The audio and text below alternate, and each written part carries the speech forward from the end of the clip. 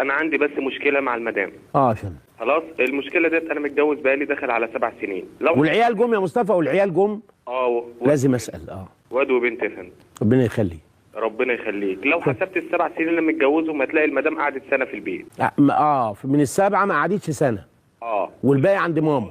عند والدتها. عند والدتها. جدا ما تسمعش الكلام. ووالدتها مصطفى اللي عندها بتعرف تخدم نفسها ومش عيانه. لا مش عيانه، ما معاها اخت اصغر منها. ما انا مثلا يعني هي بتروح على طول في ال7 سنين سنه عند ماما. ده قاعده غضبانه سايبه البيت على طول وقاعده هناك. وهي جابت الواد والبنت بقى وعارفه انها ربطتك خلاص يا مصطفى. ما هي ربطتني. هو كان قبل الجواز كانت مطيعه بتسمع الكلام، مسافه ما جابت الولد الاول اتحولت. صحيح. زي ما تكون خلاص انا ربطتك واعمل بالظبط. انا موافق على ده وتحليلك سليم 100%. تمام. جينا اخر مشكله ديت، انا بشتكي، انا قاعد في بيت عيله فانا بشتكي منها على طول بسبب طولة لسانها. لا لحظه واحده يا مصطفى بقى، دخلنا ببيت العيله يبقى دخلنا في حاجات ممكن تطفشها من البيت. لا ما يبقى مش ريحه غضبانه ولا ربطتك ولا اي حاجه من اللي قلتها انا وانت تبقى صحيح. ممكن يا ولدها بتروح عند امها متنفس لانها شايفه الويل في بيت، وانا عارف بيت العيله يا مصطفى. لا اقسم لك بالله ما في الكلام اللي في دماغ حضرتك ده نهائي. يعني مستقله في شقتها وحياه النبي ما ولا حد بيعترض عليها. لحظه واحده يا مصطفى. ولا حد يا حبيب قلبي ولا حد بيعترض عليها. لا والله. ولا حد بينكد عليها ويقول لازم تنزلي. وحياه ربك. ولا الاكل على طبليه واحده وهي بتاخد 40 جرام لحمه وكلكم تاخدوا الهبر.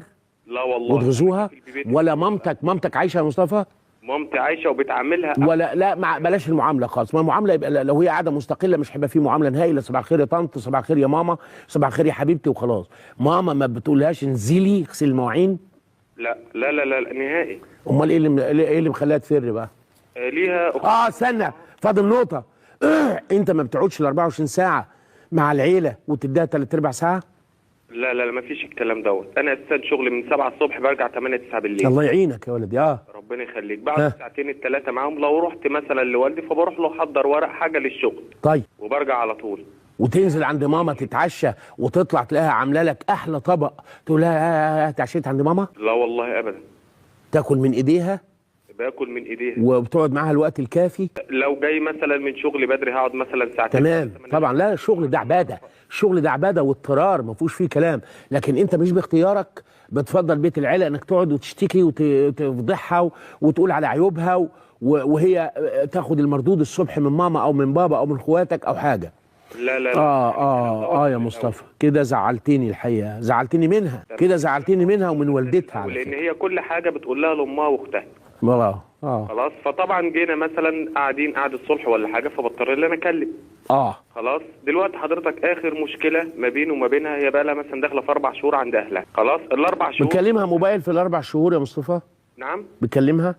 لا ما بكلمهاش نهائي. هي بتكلمك وانت بتقفل عليها؟ ولا بتكلمني ولا هي ولا اي حد من اهلها. صرف نظر خالص كده. ما فيش. طب مصروف العيال يا مصطفى، مصروف العيال؟ مصروف العيال ما ببعتهوش طبعا. هي خرجت من غير اذنك؟ هي خرجت من غير اذن وكان سبب المشكله اللي هي كانت رايحه عند ماما وقلت لها ما تروحيش. تاني يوم قامت جايه راحت اتفاجئت وهي هناك. والدتها في نفس الحي يا مصطفى؟ ما بينه وما بينها ربع ساعه ماشي على الرجل. على الرجل. اتصلت بيها. لها اخوات متجوزين بنات؟ ملهاش. كان لها اخ ربنا افتكره وابوه ربنا افتكره والاخ الثاني ملهاش غير اخت ومش متجوزه. اختها مش متجوزه؟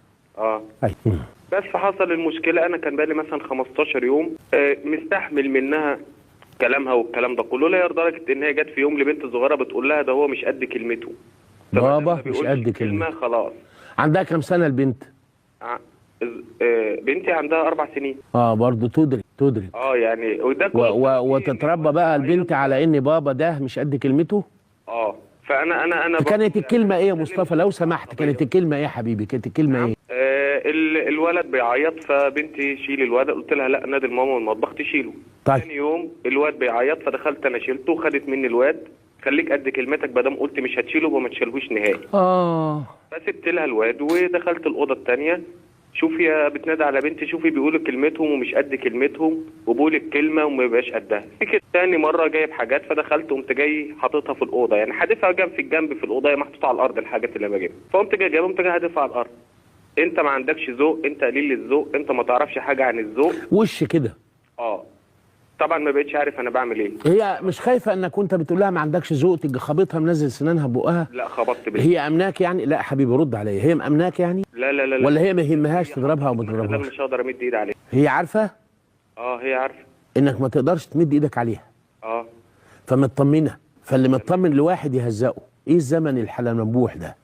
يعني اللي مطمن ان ده مش مجرم ولا ايه الادب يقول له انت ايه الذوق؟ انا بقى ما انا بقرا معاك المجتمع وبنحاول نعلم وبنحاول ندي موعظه حسنه يعني. العيال وربنا بنحاول ومش قد كلمته يعني معناها قال هجيب كيلو لحمه فجاب نص كيلو، لكن قال من الشايل الواد يبقى لازم يكون عند كلمته ولا يشيلوش للابد.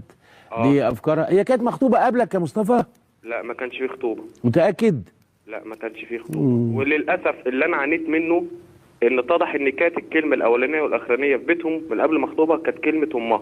مش الامهات بيفسدوا حياه البنات بطريقه بشعه. فانا فتره بطريقه بشعه. مفيش ام على فكره الا من رحم الله اللي انا لسه لغايه دلوقتي ما قابلتهاش بتقول لبنتها عيشي كويس بما يرضي الله. يعني مفيش ام بتعمل كده.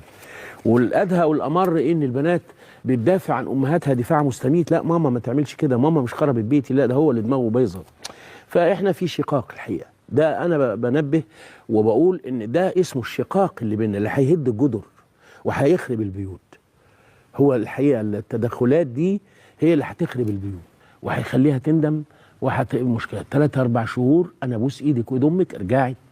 ومصطفى مش هيمد ايده ولا هيمد لسانه. وربي ولديك يا حبيبتي وما تقوليش كده واعتذري له. تعالي بوسي على ايد جوزك يا بابا وقولي له انا لما كنت بقول لك انت ما عندكش ذوق كنت بهزر معاك يا درش. والله العظيم 3 ما اقصد الحقيقه. ازاي ده وانت البيت ده كله ذوق بيك يا مصطفى، فازاي انت ما عندكش ذوق؟ وحقك عليا وماما عشان بابا ميت واخويا ميت فانا بواسيها مع اختي فتحملنا شويه. لكن لو رحت لامك وبينك وبينها ربع ساعه ماشي على رجليكي وبيت عندها